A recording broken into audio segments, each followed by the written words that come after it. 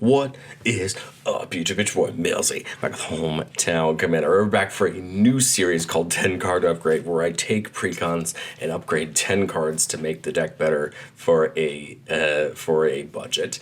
The goal of this series, really, in all reality, is to take a Precon that you just bought and recommend some cards that you can put in, hopefully for as little money as possible to not go too far into the bank, to make your deck more synergistic, better, or just run a little bit more efficiently. I know all three of those sound like the same thing, and they really are, but the goal at the end of the day is to make the deck just a little bit better without really, truly breaking the bank. Today we're talking about Revenant Recon, the Precon that is coming out with Mirko, Karlov, Manor, our Dimir Surveil deck, headed up by Mirko, Obsessive Theorist.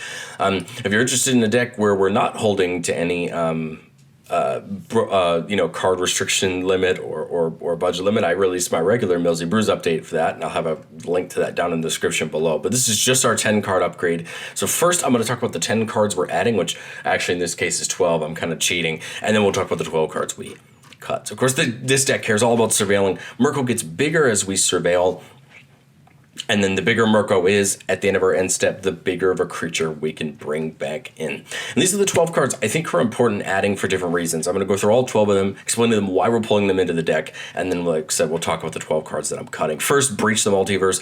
Breach the Multiverse is a game ender most of the time in Commander the later you play it. 7 mana, each player mills 10 cards. For each player where you get a creature or planeswalker in that opponent in that graveyard, put them onto the battlefield, and each creature becomes a Phyrexian in addition to its other types.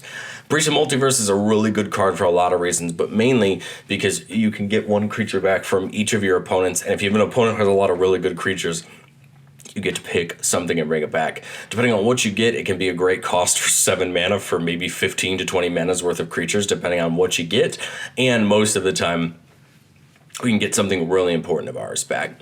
Bringing in Candlestick from both the main set and from the Clue Edition. Creature has +1/+1, and whenever this creature attacks, surveil 2. This is great on either Mirko or any of our other creatures because it's going to guarantee we surveil once per combat as long as that creature attacks. And of course, then once we surveil, Mirko gets a +1/+1 counter. The Candlestick is also a clue, so we can pay 2 mana and sacrifice it to draw a card if need be later in the game when it becomes less important. But I like this because early game, this can get you a surveil every turn, and mid to late game, this could just potentially get Mirko up to that power level you need to get something back from your graveyard. Drown in the Lock is a Dimir staple in Commander. It's a great card that does 2 really important things. First, you can use it to counter a spell with mana value less than or equal to the number of cards in its controller's graveyard, or you can destroy a target creature with mana value less than or equal to the number of cards in that controller's graveyard. Drown in the Lock is a little bit worse early in the game, but mostly a lot better later in the game as a piece to take out somebody's spells. And of course, if you play into another graveyard deck, Drown in the Lock can really hurt them in most scenarios. Feign the Broker is the first of our cards that we're adding to the deck that are going to allow us to take counters off of creatures. This is important because Mirko's third ability says that we can bring a creature back from our graveyard whose mana value is equal or less to than its power, but it gets a finality counter on it, meaning whenever that creature dies, it gets exiled. What's important about Feign the Broker is his second ability, where we can remove a counter from a creature we control to create a treasure. This will take that finality token off of that creature and allow that creature to go back to our graveyard when it dies, and then we can get it back with Mirko. What I also really like about Feign the Broker is we can always remove a counter from Mirko if we wanted to make a treasure, if we really needed to, and that will help us get some more mana. Likeness Looter plays a very similar role to Lazav, the Multifarious, which is already in the Precon, in that it has an X ability that says it becomes a target of copy of target creature card in our graveyard with mana value X, except it has flying in this ability, activate only as a sorcery. I like that ability a lot because we can start copying those big creatures in our graveyard without having to reanimate them like we do with Mirko. But we can also just tap it to draw a card and discard cards. So it kind of plays 2 roles. It's going to give us some draw and allow us to kind of seed some creatures in our graveyard if we get them stuck in our hand.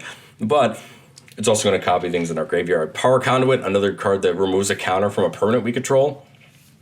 So obviously we're going to be looking for that finality counter to remove, and then we can either put a charge counter on a target artifact or put a counter on a +1/+1 counter on a creature. This is great, of course, because we can take that finality counter off, put that counter either on that creature or right back on Mirko, and make it even bigger to reanimate more things. A card that actually got a really great Oracle text change is Search for Azcanta, a card that feels really great in this deck because at the beginning of our upkeep, we get to surveil one. So that's every turn we surveil. And then when it has 7 or more, when we have 7 or more cards in our graveyard, we can flip it over into a land that for 3 mana lets us look at the top 4, reveal the non-creature, non-land card, and put it to our hand and put the rest on the bottom. I like this because now this means that every printing of this card, whether it says it on it or not, has surveil, and now this becomes a great card for the deck that we can use to surveil every turn. Soul Diviner, very similar effect to Feign the Broker, removing a counter from an artifact, creature, land, or planeswalker to draw a card. Again, same reasons as Feign. We either remove the finality counter or we can move a +1/+1 counter from Mirko to draw a card. Start the TARDIS, we're bringing to the deck because just like a card that's already in the Precon, in Curate, we have a 2-mana spell that surveils and then draws a card, but this one has Jumpstart, so we can cast it from our graveyard by pitching a card to do it again. This is great because we could put a creature we really want into our graveyard, just surveil and pitch it to Jumpstart and surveil. But at the end of the day, Start the TARDIS is 2 mana to surveil 2 and then draw. It's great for only 35 cents. It's just as good as something like, Consider or Curate. The only downside is it's at sorcery speed. We're bringing in Starving Revenant, a creature from Lost Caverns of Ixalan. It says when it comes in, it surveils 2. Then for each card we put on top of our library, you draw a card and you lose 3 life, which is a little bit steep. But as soon as we get 8 or more cards, permanent cards into our graveyard, it has, whenever we draw a card, target opponent loses a life and we gain a life.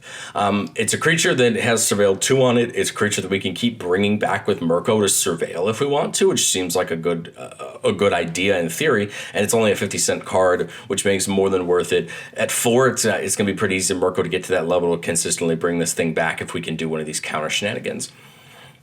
We're going to authorize exit in from the set, return target non-land permanent to its owner's hand and surveil 1. I like this card a lot because it has some utility. Yes, we could bounce one of our opponent's things back to their hand to surveil 1, but we can also bounce one of our own things back to our hand to surveil 1. This could be a way to protect Mirko if it tries to get removed, or this could be a way to hurt our opponents by bouncing something back to their hand. And that's important that you understand that these cards can be used multiple ways and not just for your opponent's things.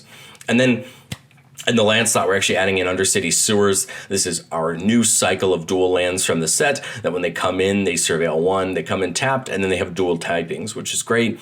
These will allow you to play lands that care about typing. So if we have this in our hand, we can reveal this for something like Choked Estuary so that it comes in untapped. But hey, it comes in and surveils 1, and then hey, we get a surveil trigger off putting a land into play, which isn't bad either. So those are my 12 picks of cards to put into the deck. I'm just going to mention really quickly, this is as of now on TCG Player.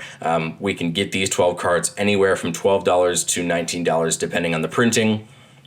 Or $12, $20 depending on the printing. Of course, the more you pick your printing, and the more fancy you want, the price goes up. But again, this is about a $20 upgrade for 12 cards that I think are going to add a lot of consistency to our deck, especially when it comes to reanimating creatures. Well, let's talk about the 12 cards I cut, because I think that's just equally as important. And I want to mention a couple of them because I think if you are a savvy enough player, I think you may actually, at the end of the day, being able to upgrade this deck for a net of almost nothing cost. I took out Final Word Phantom. During each opponent's end step, you can cast spells that they had flash. I like the idea of this ability, but I wanted more cards that surveil so we can continue to get Mirko up there, since Mirko is going to be a threat for commander damage. Grave Titan makes a ton of sense. It's a great thing to reanimate from our graveyard, and it comes with tokens. I completely understand why Grave Titan would do this.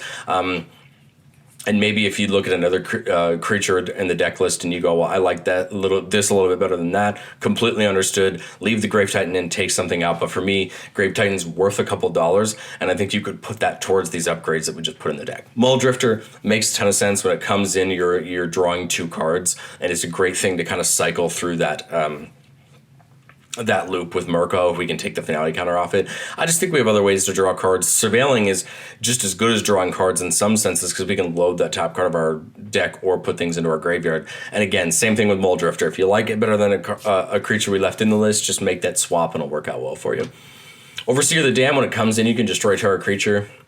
And then whenever a non-token creature opponent controls dies, create a tapped zombie. Same exact reason as Grave Titan. I like other creatures over this. I can understand why it's in here. Get it in your graveyard or reanimate it. And the same exact reason as Grave Titan. If you like it better than another creature that's in the live list, keep it in and pull that other creature out. Sphinx the Second Son. I understand like why it would be in here if we have effects that come off with if we have any upkeep effects. Yes, we get to untap after our first post-combat main phase after at the start of it, which I think is a great thing. Again, this is an 8-mana creature that we're looking to get back with Mirko. Again, same reasons as Grave Titan and Overseer. It's just not my favorite thing in the world, and it's worth $1 or $2, meaning if you're a savvy Magic player who can buy list your cards and get money back out of them, you could potentially, again, help pay for these upgrades for your deck in the long run. Black Sun Zenith as a removal spell for each creature. Kind of another copy of Toxic Deluge, which is already in the deck. Again, I like it. I just wanted to bring in some chances for some more consistency and single target removal. Deep Analysis, target player draws 2 cards. I just don't like the card. I think we're bringing in other cards that are better surveil and draw cards than this, and so I think it's a pretty easy out. Everflowing Chalice is probably the one of the few cards I would want to put back in. But I think there's other things that are more important, again, for the consistency and the strategy of our deck. Same thing with Ransom Note. It comes in and it surveils 1, and you can pay 2 and sack it to either cloak a card, go to creature, or draw a card like you would in any clue. I like the card. It's cute. I just think we have other things we can do with that slot. And I think other decks can use Ransom Note pretty well. I think this is probably the card that's going to get the most hate from anybody who watches this deck. I took Necromancy out for basically one reason. Necromancy is a card that's only ever been printed a long time ago, and this is its first reprint in a very long time. People are going to be looking for this card, and I think if you're familiar with buy listing your cards or selling your cards, I think selling Necromancy alone may be able to fund most of the upgrades for this, even just this video of the deck. Some people are going to say, leave it in. You already have Animate Dead in the deck, you already have Reanimate, and you have your Commander's ability. I don't think we need Necromancy, and I think we can sell this card, get the money from it, fund more upgrades for our deck, and go even further than just this little $20 upgrade. I think that's what becomes important. I cut the Ash Barrens and the Temple of the False God because I think we don't need as many lands as we have. We could probably get away with cutting a land, so we're trading these two for that Undercity Sewers. Ash Barrens is fine. It's a basic land cycle. You can go get the color you need. Temple of False Gods is fine as well. I just don't like it. More often than not, it feels bad.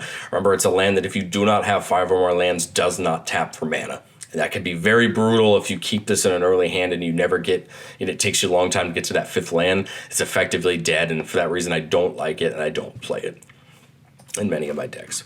But let me know, what do you guys think of my 10 parentheses 12 card upgrade for Revenant Recon? What would you have changed? Do you like my picks? Would you have picked something different? I'd love to hear what you think down in the comment section below, and I will catch you guys next time.